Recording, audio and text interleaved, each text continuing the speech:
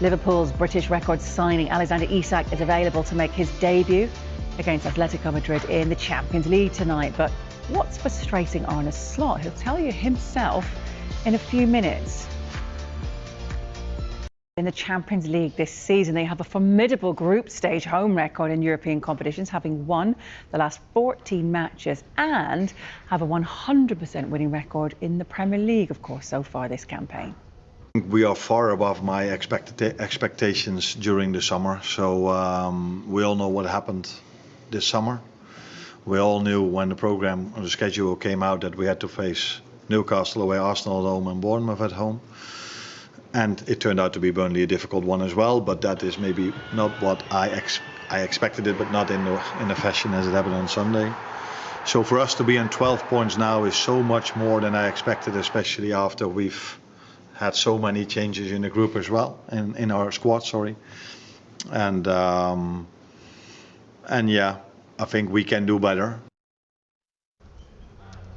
As for Atletico Madrid, they'll have the likes of Antoine Griezmann and Conor Gallagher in their lineup at Anfield. Atletico have won only one of the last 8 Champions League matches against English teams and have never beaten an English side in a UEFA competition, group or league game.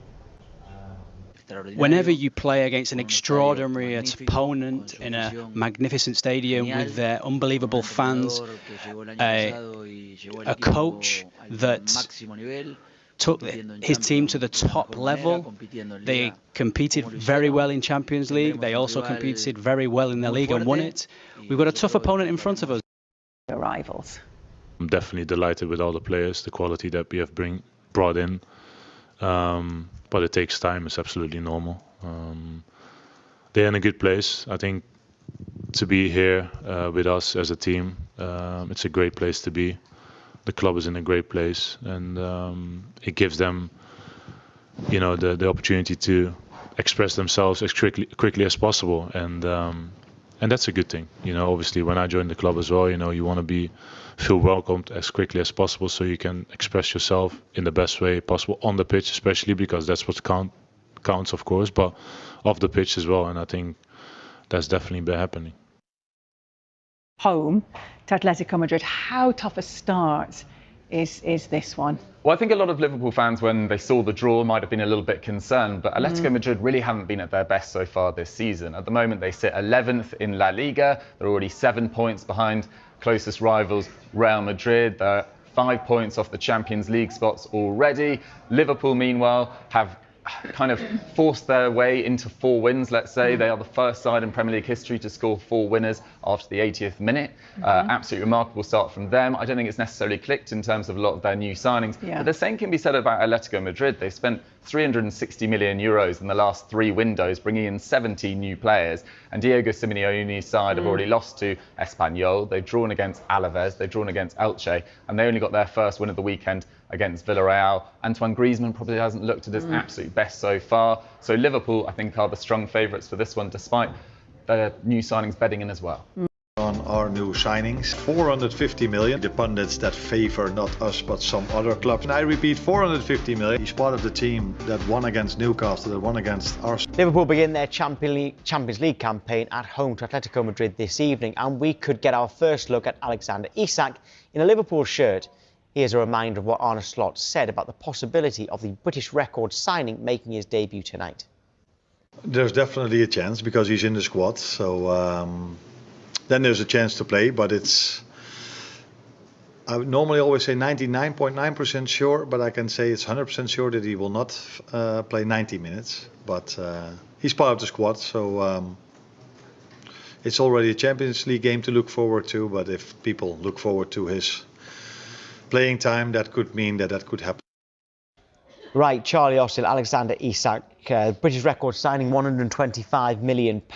Does that level of price tag have a bearing on the way a player feels when he goes out on the pitch? No, because I'm going to say the expectation is there for him to do well, but that's only because he's performed well at his club previously, and he has no actual say in how much the price tag is, right? But so the pressure is on himself, not because of the price tag, but for him to do it right, him to score goals for Liverpool, him to score his first goal. So he'll have his own pressure on it. The price tag has nothing to do with him. It won't come into his mindset, I wouldn't have thought. Are you looking forward to seeing him? I think everybody is, just see what he delivers and almost answer the questions that we're all asking. Where is he going to fit in, and how are Liverpool going to set up, and how's their attacking players going to play for him, really?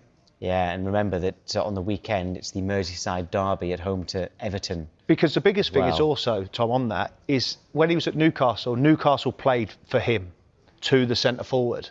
Liverpool have always played in different ways and always gone to Salah. So it'd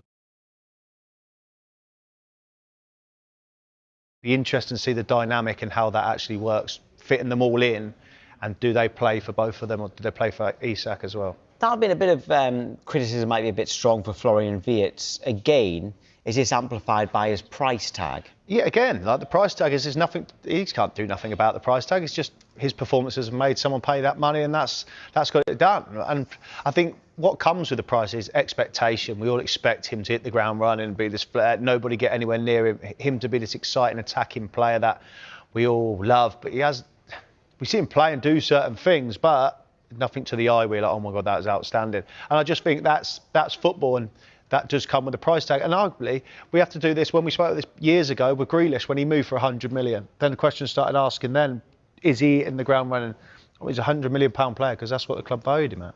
Well, A lot of talk of money. Can it affect the manager as well? He does raise a very good point in the money raised. Nunes, Alexander-Arnold, Kelleher, Quansah, Diaz, Tyler Morton, Ben Gannon-Doak. They did actually raise a lot of funds, which he's right to say, but does the fact that they have still spent that money, and they are spent more than they've made, does that add pressure to a manager as well as the players? He's wanted the certain players, his certain type of players, to come in and help the current squad that he's got, and that's the price that come through. The pressure comes onto that because they broke the British transfer record twice. That's the pressure that comes with it. But almost like he's saying, they've brought 300 million in. But when you've got two stars like that for 115 and 125 million, that brings its own pressure. Well, we'll get the views of a Liverpool supporter on all this. Sky Sports have partnered with Finalysis, an app where passionate fans share their opinions on their club. You can represent your club as well. Scan that QR code or visit the Sky Sports app for more details. We're joined by Montel Bowen, who is a Liverpool fan. Right, Montel, do you feel that there's more pressure on Slot this season? Last season, it looked like there wasn't so many. Klopp did so well. Slot came in. Seemed like to many that he overachieved. So is there more pressure to succeed this year?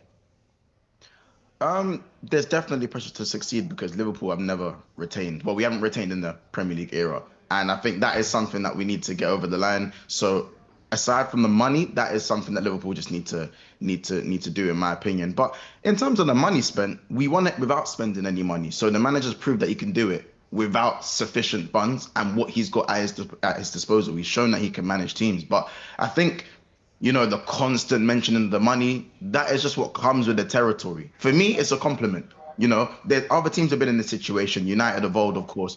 For me, you look at Jack Grealish, as Charlie, you mentioned Jack Grealish, right? With Jack Grealish, it was mentioned, but for me, there wasn't a massive spotlight on Grealish. Why? Because Manchester City were winning. When you are winning, the money doesn't really get mentioned as much. When you talk about Wesley Fofana, Mudryk, all these players that have gone to Chelsea for X amount of money, I can go on, there's a long list at Chelsea, so I'll be here forever and we won't have any time. But all those signings at Chelsea, they get talked about all the time. Why? Because they weren't winning. They weren't winning.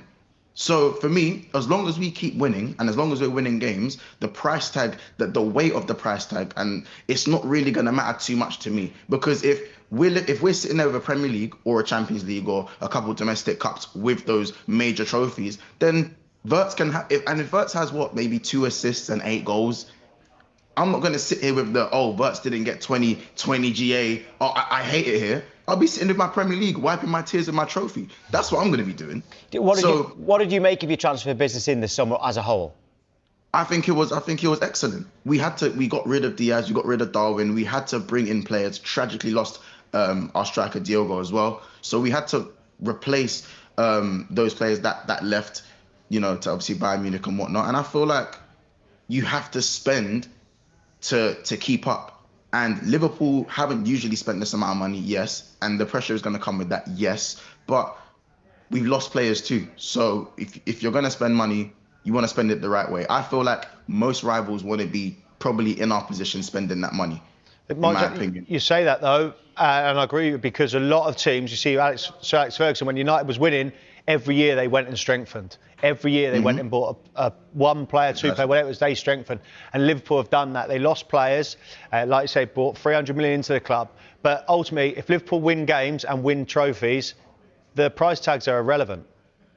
Exactly, and that's what I'm trying to say. I feel like there are going to be agendas, and you are players. You're going to watch every single one of their moves, every bad touch, every bad pass. But again, that just comes with the territory. I think that comes with being a football fan, mate. I think that comes with being a football fan more than being a territory. No, I hear it as well. I think it's just amplified with the price tag. Again, it just feels way more amplified. I think the opinions on Florian Wirtz. Do I think it's harsh? Yes. Do I think it's warranted just because that's how football is these days? The second you cost over 100 million, everything is amplified. Same with Isak. The second he does come into that team, the expectations are going to be unreal. But at the end of the day, I'd rather have Isak and people question the expectations before he set foot than me not have the player. Any Premier League team would rather have Isak right now. I guarantee you, Isak was Arsenal's #1 choice, whether people like it or not. Do you know what I'm saying? So it's only right that other fan bases or opinions are going to be. There's going to be a massive magnifying glass. It just, honestly, personally, it doesn't faze me, but I understand, because I'd be the same thing. I'd be doing the same thing if I was a rival fan, sorry. Charlie, because of that magnifying glass, what's best for Florian Wirtz right now? To keep playing his way into form, or be taken out?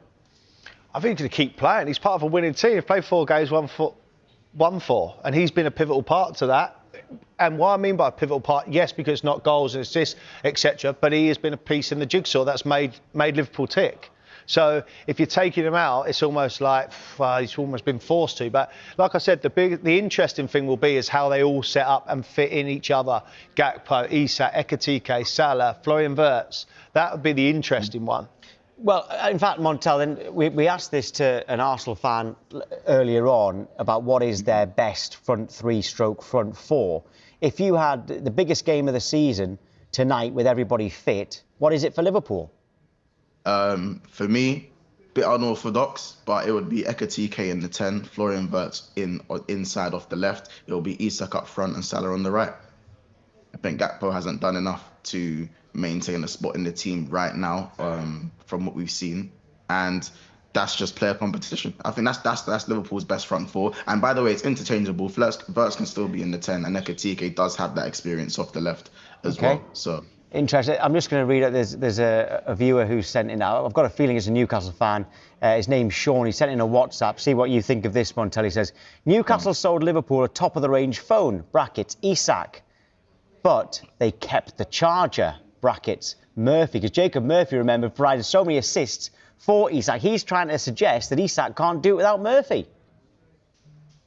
Yeah, see, that to me is just a bit bitter, to be honest. How much salt do you want in your chips? Yeah, but I'm with you, but I get where he's coming from. When I was saying that Newcastle played, the whole team played for Alexander Isak. He was the main man. He was the Tasman, the whole team. Get the ball in wide areas, find him, put the ball in the box. He's going to be in there.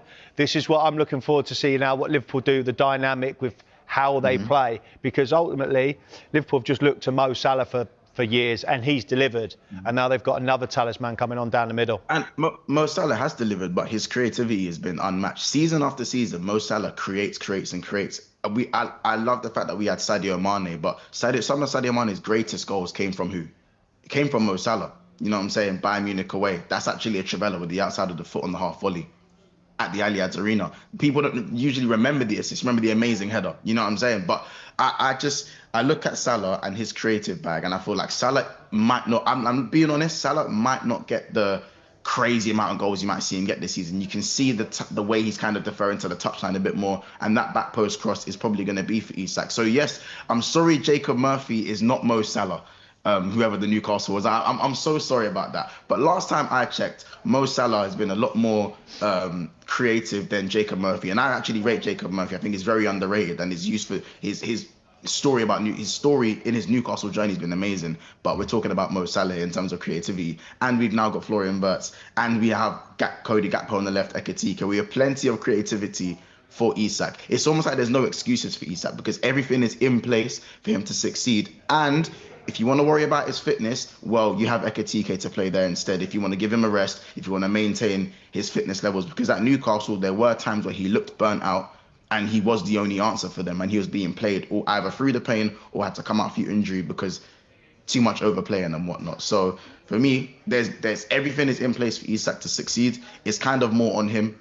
It's more on him and us for the technical side, on the ball so much. I think Salah's going to be fine from a creative standpoint. I do have a slight worry about the goals, from open play, because Salah hasn't really got started this season, but it's still early on, and Mo Salah's proved a lot of people wrong on many occasions, but it's understandable.